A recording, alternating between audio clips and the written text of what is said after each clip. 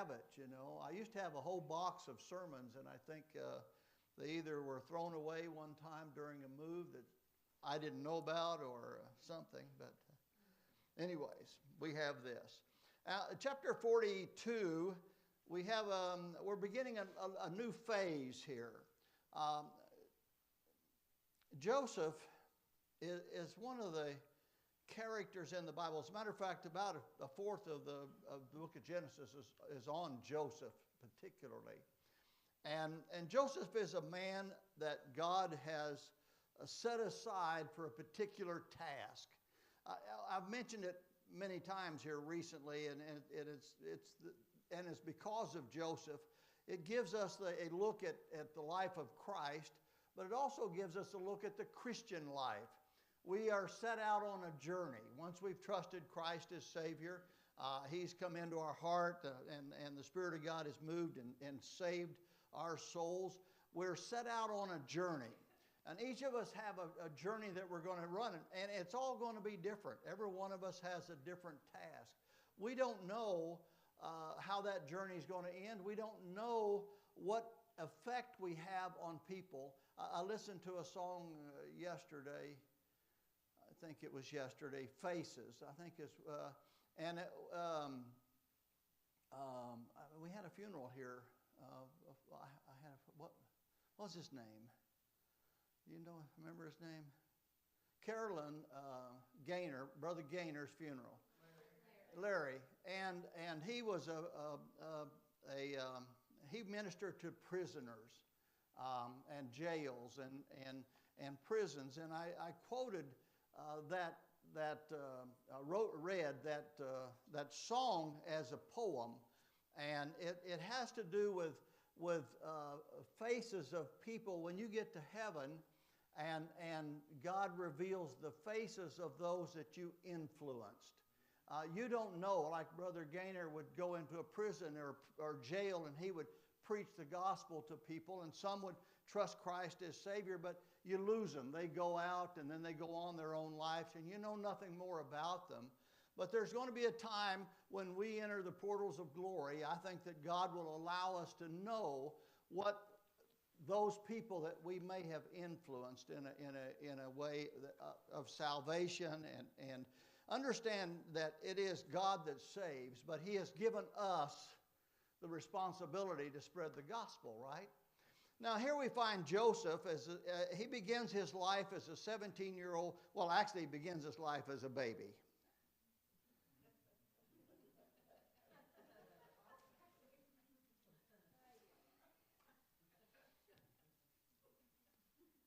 He is the 11th born son of Jacob. Jacob has a wife that he loves so dearly. I mean, it was love at first sight when he met her. Her name is Rachel. I'm not going to go through the whole story, but he ended up not with Rachel for a wife, but he ended up with Leah for a wife. And then he ended up with Rachel for a wife. And then they ended up with their handmaids, Bilhah and Zilpah. And through those ladies, he had 12 children. But 10 children were through, Leah had Reuben, Simeon, Levi, and Judah, and then later Issachar and Zebulun. Bilhah had Dan and Naphtali, and Zilpah had Gad and Asher. And then Rachel finally gave him a son named Joseph. Now, Jacob lived with Rachel. He visited the other ladies from time to time. He was not the father to Reuben, Simeon, Levi, and Judah like he was to Joseph. I don't know how you understand this, how I can help you to understand this. But his home was with Rachel. And that's where he spent his time, the majority of his time. He had some children with Leah because that was his first wife, and they gave him Rachel, I think soon thereafter. But Rachel couldn't have children. Well, finally she has a son, and it's Joseph. Now, the other boys were raised differently from Joseph. Joseph was the firstborn of Rachel. I mean, it had been, who knows, 20 years before she had her first child. I don't know exactly the time right now. But she had Joseph, and Jacob treated Joseph special. He loved him because he was the firstborn of Rachel. And he treated him special. Now, even Joseph did not go out and take care of the sheep quite like the others did. As a matter of fact, Joseph, when he went out to take care of something, he went out not necessarily to take care of him, but he was his watchdog for Jacob. In other words, he would go out, and the first report he brought back to his father at age 16, 17, the first report he brought back was, well, the sons of Bilhah and Zilpah were not doing things correctly.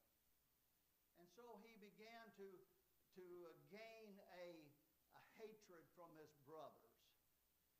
And so now at 17, Jacob sends him out to visit all the brothers, which are supposed to be in Shechem. Well, he takes off on a journey by himself, 17-year-old boy, and he gets there and they're not there. So he asks somebody that's there. He says they have went on to Dothan, and not Alabama, but on just up a little north of Shechem. He took off and went to visit them there. They saw him coming. They hated him so much. They knew he was coming to check on them, not to help them, but to check on them and bring his father back a report. And so they didn't like him. He was spoiled. In their mind, he was spoiled. And here he comes riding up on whatever, or walking up with his beautiful coat of many colors. Well, they stripped the coat off, threw him in a pit, and Joseph's journey changed. And we're going to read about that a little bit today. Joseph had two dreams. This also caused a hatred by his brothers, a dislike. And understand that these brothers, they could hate. Simeon and Levi had the reputation of killing a whole town of men. So they're not nice guys. As a matter of fact, if you study the life of Levi, this is off the point a little bit, but if you study the life of Levi and you see the priests that God gave to Israel through the tribe of Levi, some of those priests were pretty strong dudes. I mean, one of them run a spear through a man and a woman, and God gave him a blessing, an eternal blessing because of. And after that, the others respected that priest. I mean, he had gained their attention. So these guys were not nice guys at all the time. And anyways, Joseph was set on a journey. And we've seen Joseph now. He was 17 then. We've seen him now. He was thrown in a pit. He was sold as a servant to Potiphar. He lived with Potiphar for 10 years. He built a reputation. He began by whatever, sweeping floors, mopping, whatever he was doing. And then he built himself up with such a reputation that he gave God the honor and the glory. And through doing that, he elevated himself up in the household. And he was given the charge over Potiphar's house to where Potiphar didn't even know how much money he made. All that Potiphar knew is he had bread on his plate when he went to eat. That's all he knew. And of course, there had to be someone to interrupt that situation, and Potiphar's wife told a lie, and Joseph ended up in jail. He had 17 years. He was with his father. 10 years he's been with Potiphar. Now he's going to spend 3 years in jail. So he's in jail. So he's there in Egypt for 13 years. Then he is told interpreted some dreams 1 year into his jail term. 2 years later, Pharaoh has a dream, and he is allowed out, and we've already studied all of that. He's allowed out, and he interprets the dream of Pharaoh, and Pharaoh says nobody but God could do that dream, and the Spirit of God was in Joseph, is what he said, and he gave Joseph the authority over all of Egypt, with the exception of whatever he did. As a matter of fact, last week we learned he gave him his ring, remember? He gave him his ring, and the ring was the seal of Pharaoh. It was like I mentioned auto pen, and some people back there didn't even know what an auto pen was, but it was that seal that any document Joseph set out, he could put Pharaoh's seal on that document. That's how important he became. Just as if he was Pharaoh, except Pharaoh had in charge of, he was the ruler.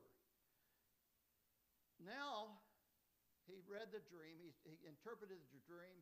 We've had the 7 years of good, and now we're coming into the 7 years of drought.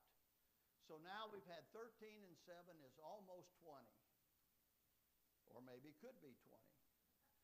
But I think we may have a 21 or so in here, because it would take time for these men for this drought to have an effect over the land. So it could be 21 to 22 years later that this chapter comes into play. So let's begin to read this chapter. Now when Jacob saw that there was corn in Egypt, Jacob said unto his sons, why do ye look one upon another? And he said, behold, I have heard that there's corn in Egypt. Get you down thither and buy for us from thence, that we may live and not die. So here Jacob has a meeting with the sons. So there's 10 sons. Benjamin, by this time, Benjamin was around 5 years old when Joseph left. Benjamin around this time would have been somewhere around 25 years old, 25 to 30 years old. His father still treated him like, he was not going to allow him out of his sight. Rachel had died in birth with Benjamin. Benjamin is the last evidence of Rachel. He lost Joseph, and all he has left is Benjamin. And his love for Rachel was so great, he did not want to let go of Benjamin.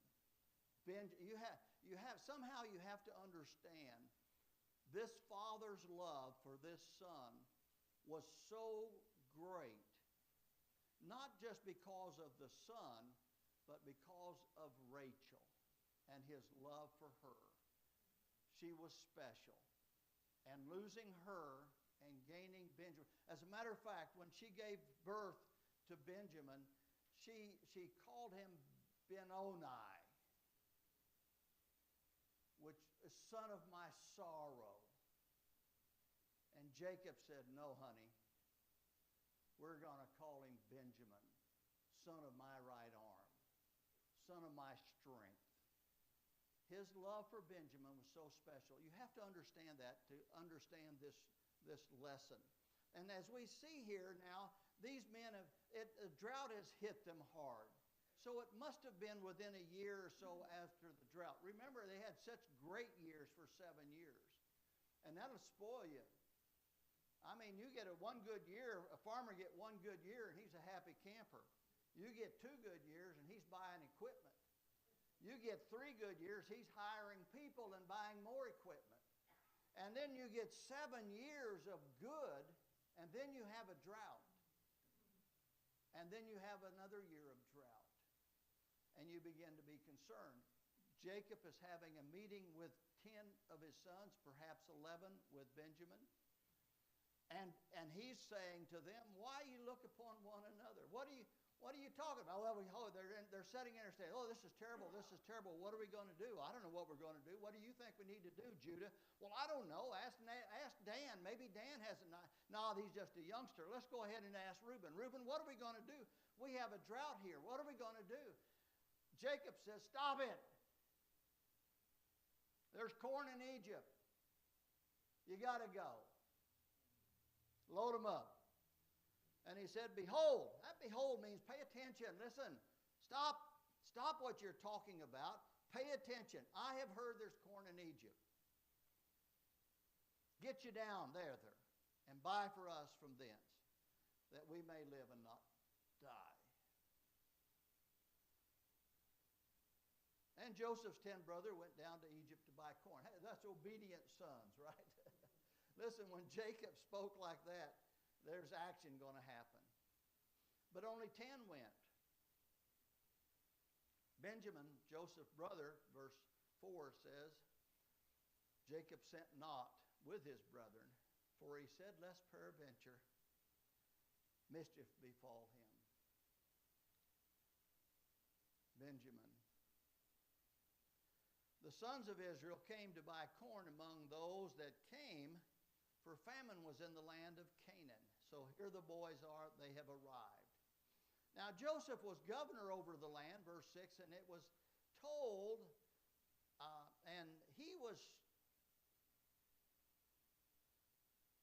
it was that sold all the people of the land. And Joseph's brethren came and bowed themselves down before him with their faces to the earth. Does that sound familiar to you?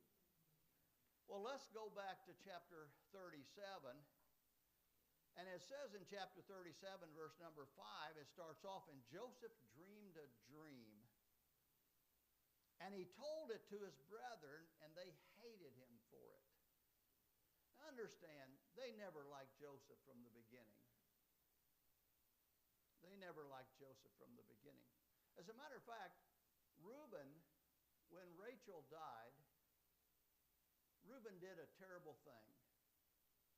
And some of the historians, the Jewish historians, will tell the story this way.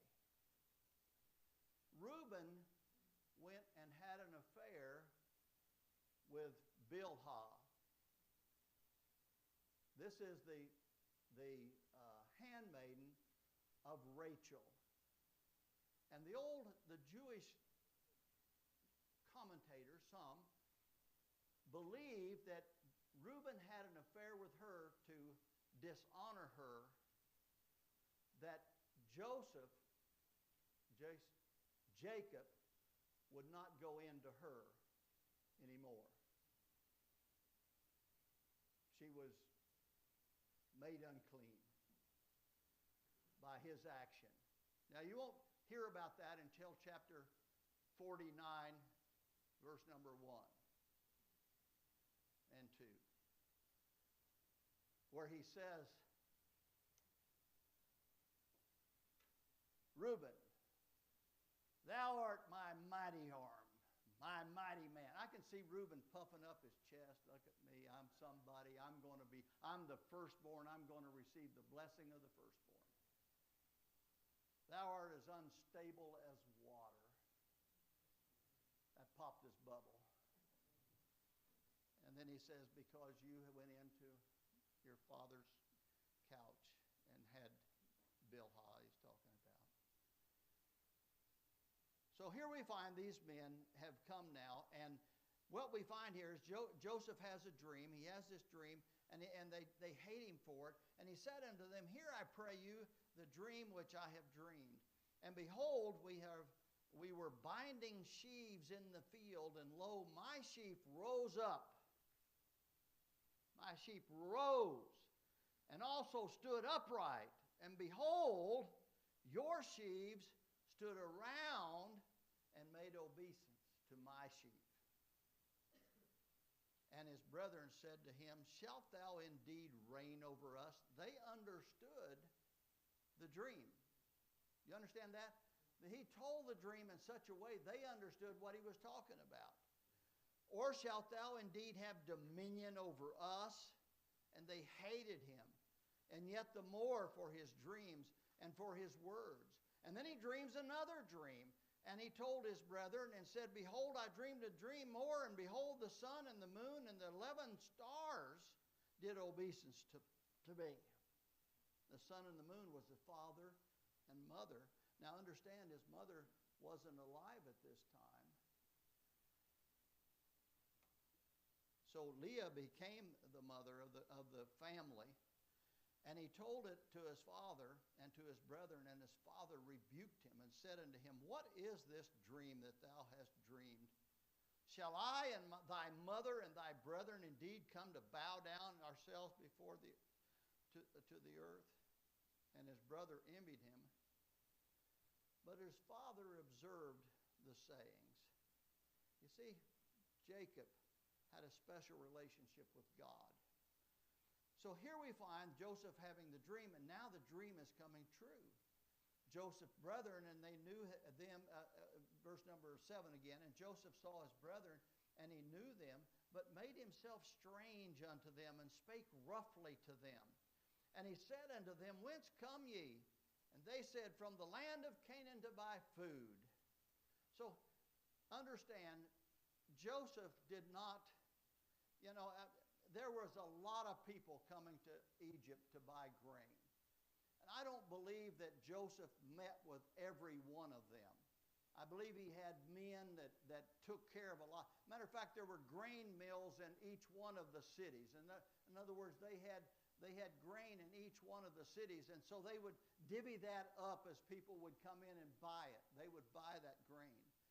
But I believe that Joseph had people watching out for these boys to come. That's just me. We're not told. But Joseph knew his brethren, but they knew him not.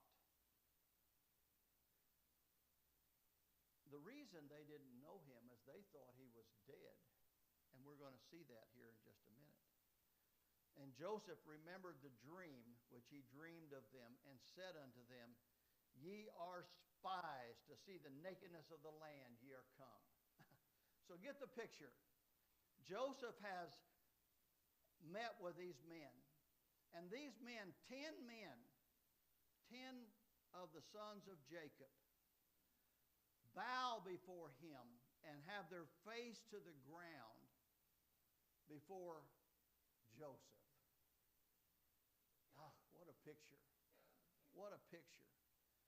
I look at Joseph sometimes, and I talk about how he's a picture of Christ and also a picture of you and I. And it's amazing as we follow the life of Joseph and we come to this point where Joseph stands before Pharaoh. You and I one day will be with God. We will be joint heirs with Jesus. We don't understand the power of those words. Joint heirs with Jesus? I don't deserve. But here these men are all around him, and they've all bowed down before their brother, not knowing him. Joseph is speaking to them in the Egyptian language. And he has made himself strange, which means he has recognized them, but he is talking to them in such a manner, in a rough tone. Like, what did you guys, you Hebrews coming here? They didn't care for Hebrews a whole lot anyway. And they came from Canaan. What are you doing here? You've come as spies. So now they're going to justify that they're not spies. And really, if you think about it, he has put fear into them. Now, he knows who they are. He knows what they did, because he suffered the last 20 some odd years. And so now we find that he remembered the dreams which he dreamed. And then it says, verse 10, it says, And they said to him, Nay, my Lord, but to buy food are thy servants come. And then they try to explain it to Joseph. And this should be, in other words, this is the evidence they are given to Joseph that they're not spies. They're around him now. they may still be bowed. We're not told. They're not elevated. They're not necessarily looking him in the face, but he has just accused them of being spies. And so now, what kind of evidence do you have that you're not spies? And so what they're saying, we're all one man's son. Now understand, why would one man send all 10 of his children to be a spy in a land? If they got caught, the whole family would be wiped out. When Moses sent out spies, what did he send out? He sent them out 2 by 2, but he sent them out from each of the tribes. Caleb and Joshua was from the tribe of Ephraim, and Caleb was from the tribe of Judah. You see what I'm saying? If they got caught, that was only 2 men of two different families, but it wasn't 10 of the same family. So they're giving us evidence. We're not spies. We are of all one Father. We're true men, which means we're righteous. We're honest men. We're just men. Thy servants are no spies.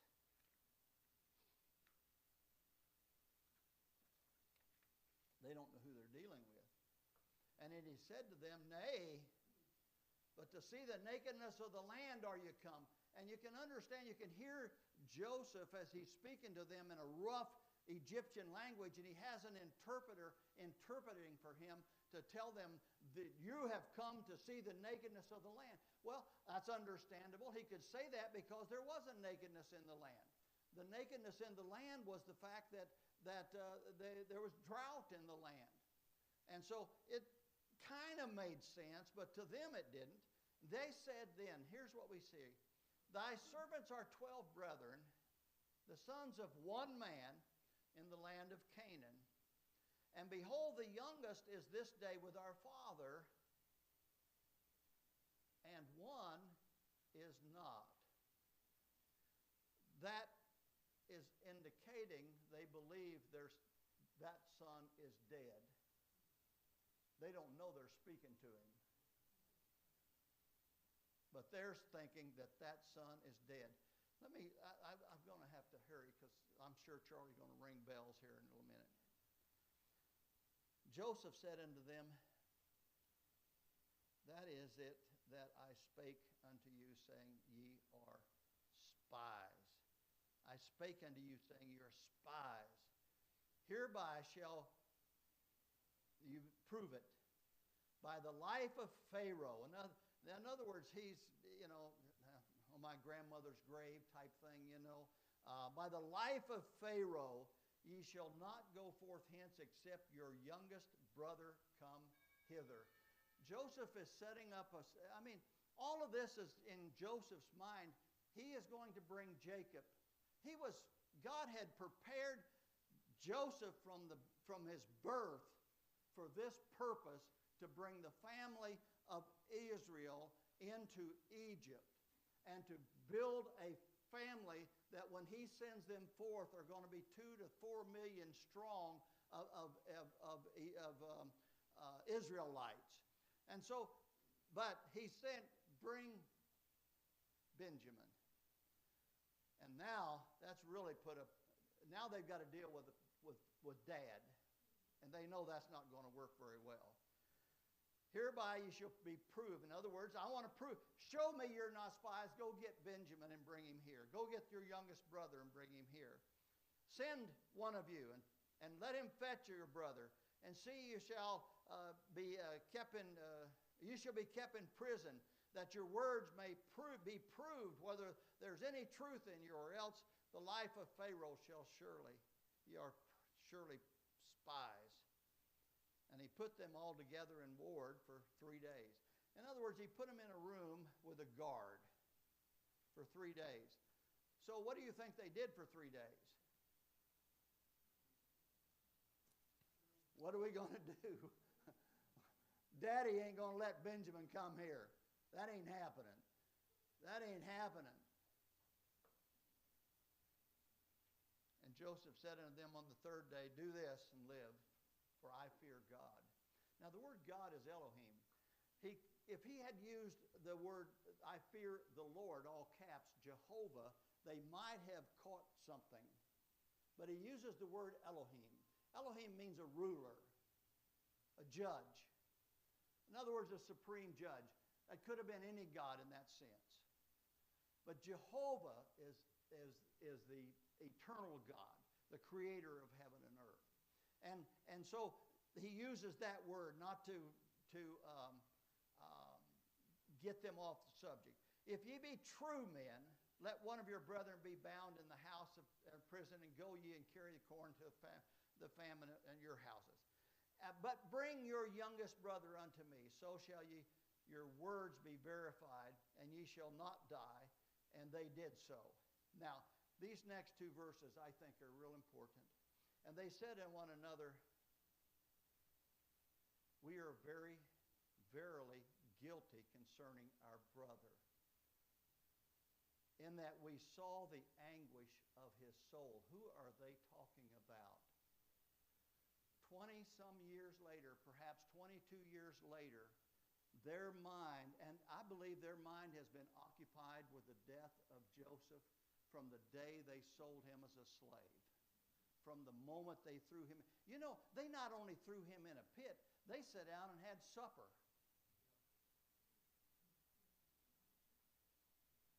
Now, verily guilty concerning our brother, in that we saw the, what does it say? The anguish of his soul. Joseph was pleading with them when he besought us, and we would not hear. Not only hear, we just sat around and had supper. Therefore is this distress come upon us. Reuben, the firstborn, probably the leader of the group, the spokesman of the group, answered them, saying, spake I not unto you, saying, do not sin against this child, and ye would not hear. Therefore, behold, also his blood is required. How amazing is it that God would bring this to their mind at this time? Well, next week we'll find out more.